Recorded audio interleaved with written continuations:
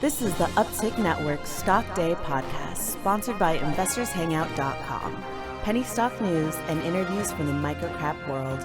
Public information on OTC, pink sheets, and microcap stocks from around the world. With your host, Jasyn Blair.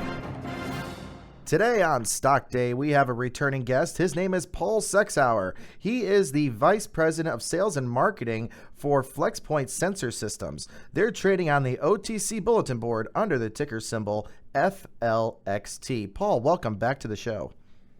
Hi, Jason. Thank you for having me back. Appreciate it. It's our pleasure. You're one of our favorite guests on the show, and we love having you on. For our new listeners here, we've had you on back in November, and we'd like to talk a little bit about Flexpoint and what you guys do. Well, Flexpoint is based in Draper, Utah, just south of Salt Lake, and we manufacture a rather unique sensor technology. It's trademarked as the bend sensor. The beautiful thing about our sensor technology is it can be adapted and adopted in a number of different applications and products. And I can give you a number of examples that can demonstrate that. Please do. The sensors can be applied as a force sensor, a pressure sensor, a flow sensor, so they're quite adaptable. And, the market segments that we have demonstrated success in, I think, reflect the type of applications that our sensor technology is really appealing to. In the medical space, for example, medical devices now are incorporating sensor technologies across the entire industry. Absolutely. And, rolling up into what is more commonly referred to now as an Internet of Things or medical Internet of Things device. We have a number of companies globally that we're working with that are in varying stages of commercialization of their technologies, some current generation, some next generation. And, just yesterday, for example, we announced a partnering relationship with a company called 11 Health. Mm-hmm. And they have a colostomy bag technology that is a medical IoT application. And it's geared squarely on improving quality of care and quality of life for the patient, but also to capture real-time information and make it available not only to the patient to take action, but the clinicians and the physicians that are serving that patient. So it's a cloud-based application, and it's exciting to be a part of that. That's a very good example of that. Absolutely. Now, talking about the 11 Technologies partnership you guys, have, started with this, what is this technology monitoring in this colostomy sensor?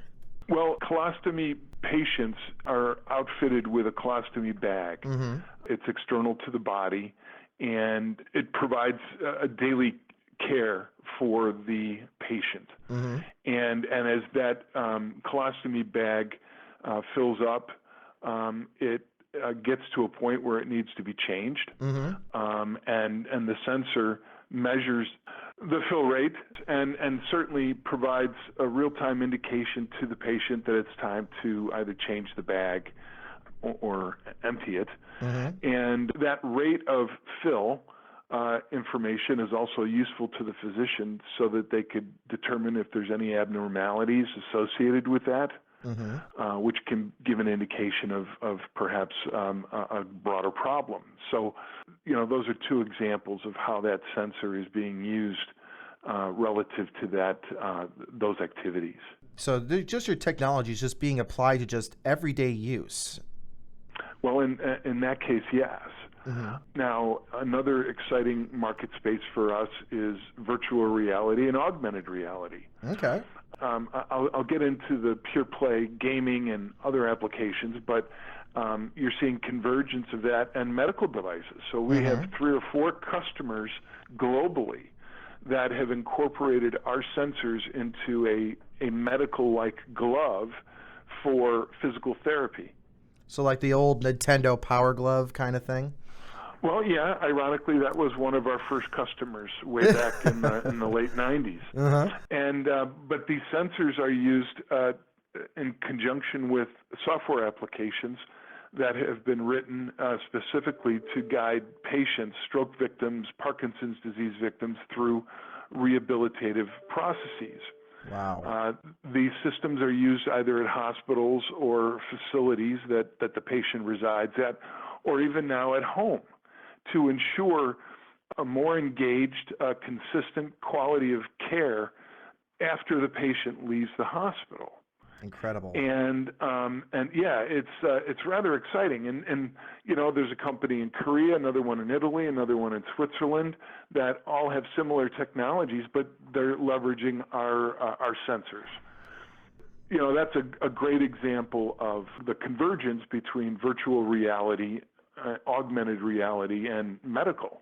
Just in the last 2 months, there have been two key trade shows: Consumer Electronics in January in Las Vegas, and then subsequently last week, the Game Developers Conference. Well, the Korea-based firm that I just spoke to was an honorary award winner in the health, fitness, and biotech this year. So it gives you a great example of the efficacy of these types of technologies and how they're being embraced by the overall markets they serve. Absolutely. My guest again today is Paul Sexauer. He is the Vice President of Sales and Marketing for Flexpoint Sensor Systems Incorporated. They're trading on the OTC Bulletin Board under the ticker symbol FLXT. Now, Paul, I'd like to get into our Q&A section here and talk about, just talk about the company and where we're going at in 2017. So, we're 3 months in. How is 2017 playing out relative to your previously announced goals? Well, I'm very happy to say that we're clicking on a number of cylinders here. One of the things that we had previously announced was that we wanted to not only continue to serve our direct client relationships as best we can, but also to expand in the channel. And in the last 2.5 months, we've put in place and announced channel relationships with 4 different entities, and that number is going to grow continually throughout the year. Mm-hmm. But I'm happy to say that those are starting to yield repeat orders. Excellent. And they're serving markets that are in our sweet spot: robotics, electronic do-it-yourselfer type applications. And we've even announced a relationship with Amazon that will also bode well for us in the future. Very good.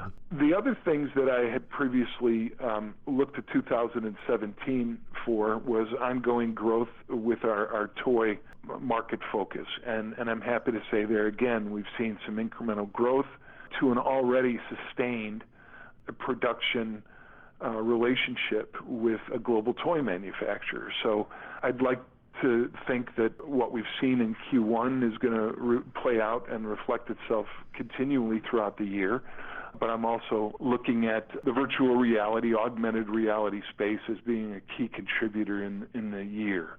I spoke previously about CES and GDC. There were a number of current customers at the Game Developers Conference, and 2017 is really going to be a major growth year in that space.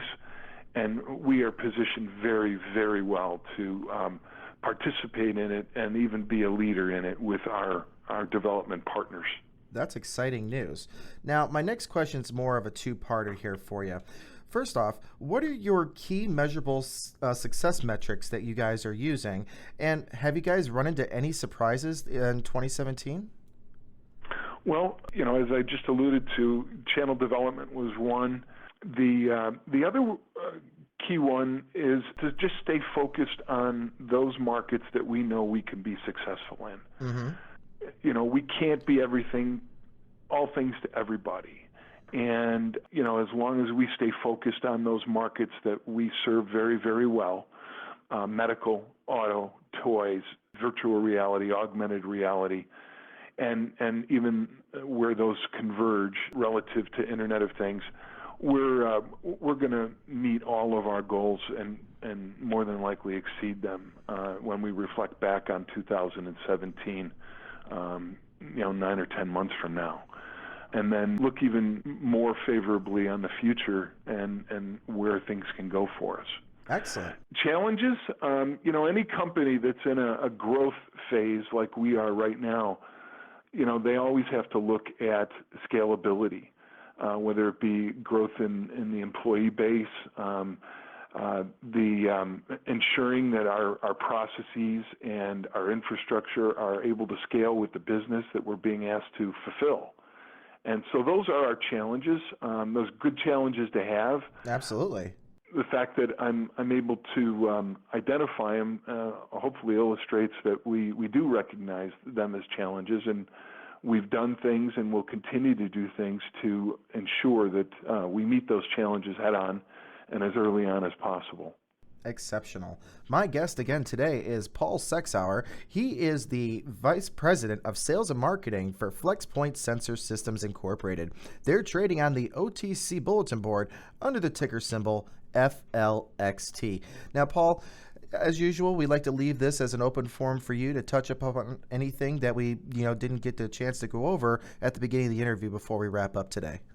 Well, I'm just really bullish on this year as a big year, coming out year for us relative to recent years past. We are so excited to be involved in the industries we are. They're inventive and innovative. To be a part of that is exciting. We're working on revenue targets and reachable goals that far exceed anything we've done before, and really bullish on where things are headed. Absolutely, and we're excited for Flexpoint, just hearing all the good news, and we definitely think that you guys are poised to stand out in 2017 going into 2018. To find out more information on Flexpoint Sensor Systems, you can visit their website at www.flexpoint.com.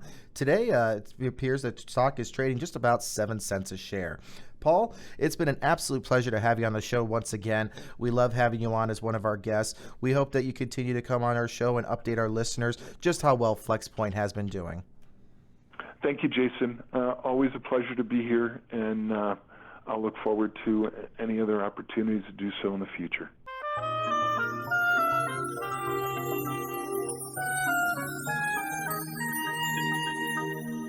The following program is entirely sponsored and produced by Uptick Newswire LLC, which is responsible for the following content. The opinions and information provided on today's show are those of the guests and of those of the respective companies they represent, and does not necessarily reflect those of the staff or management of this station. Uptick Network encourages all listeners of the show to do their own due diligence and research when determining investment strategies that'll work for them, or to seek the assistance of an investment professional. The guests of today's show may have paid to appear on the show and are not directly affiliated with Uptick Network